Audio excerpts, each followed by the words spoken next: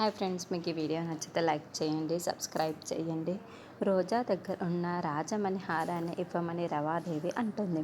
అయితే రోజా, నేను ఏ ఇంటికైతే కోడలుగా వెళ్తానో ఆ ఇంటికి మాత్రమే నేను కోడలుగా ఈ రాజమణి హారాన్ని తీసుకొని అడుగు పెడతాను అని తేల్చి చెప్పేస్తూ ఉంటుంది. దాంతో రమాదేవి రోజాని ఇంటి కోడలుగా చేసుకోవాలి అని వెంటనే ఒక పంతులు గారిని పిలిపిస్తూ ఉంటుంది. ఇక అతనేమో, ఇప్పుడు ఈవిడ పూర్తిగా రాజవంశీకురాలుగా మారాలి అంటే ఒక మంచి శుభముహూర్తం తీసుకొని ఇవన్నీ పట్టాభిషక్తురాలు చేయాలి. అలా మంచి శుభగడియలు పట్టాభిషక్తురాలు చేసిన తర్వాత ఈవిడ పూర్తిగా రాజవంశీకురాలుగా మారిపోతుంది అని ఒక ముహూర్తం కూడా పెట్టేస్తారు. ఇదంతా చూస్తున్న చామంతి చాలా టెన్షన్ పడుతూ అక్కేంటి ఇంత నాటకం ఆడుతుంది అని టెన్షన్ పడుతూ ఉంటుంది.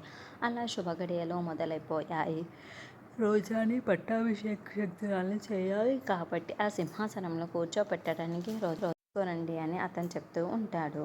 అప్పుడే రోజా ఒక మంచి శారీ కట్టుకొని నెత్తి మీద రాజవంశీకురాలు కిరీటం పెట్టుకొని నడుచుకుంటూ వస్తూ ఉంటే చామంతి దగ్గర నుండి రోజాని తీసుకువస్తూ ఇక ఆ వేడుకని చూస్తూ ఉంటే రమాదేవి అయితే మరీ సంతోషంగా వీక్షిస్తూ ఉంటుంది.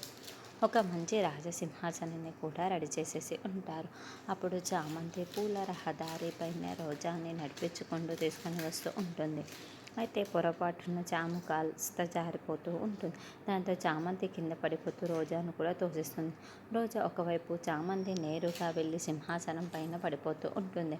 దాంతో చామంతి చాలా టెన్షన్ పడుతూ రమాదేవి వైపుకు టెన్షన్ పడుతూ చూస్తూ ఉంటే మిగతా అందరూ సింహాసనంలో రోజాకి బదులుగా చామంతి కూర్చుందని అరుణ్, ప్రేమ్ వాళ్ళు చాలా షాకింగ్గా చూస్తూ ఉంటారు. అప్పుడే రోజా కాస్త తీరుకొని కింద పడిన రోజాని కాస్త చూస్తూ ఉంటుంది.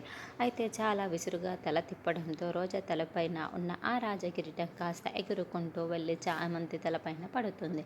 అలా శుభగడియల్లో రోజాకి బదులుగా అసలైన రాజవంశీకురాలైన చామంతినే సింహాసనం పైన కూర్చొని ఆ రాజకిరీటాన్ని కూడా ధరించి ఉంటుంది.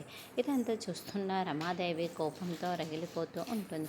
రోజా అయితే ఇంకా రగిలిపోతూ, ఏంటే నా ప్లాన్ ఇలా నాశనం చేశావు అని అనుకుంటూ ఉంటుంది. రోజాకి బదులుగా సింహాసనంలో కూర్చుని చామంతి పైన రమాదేవి ఇలా విరుచుకుపడుతుంది.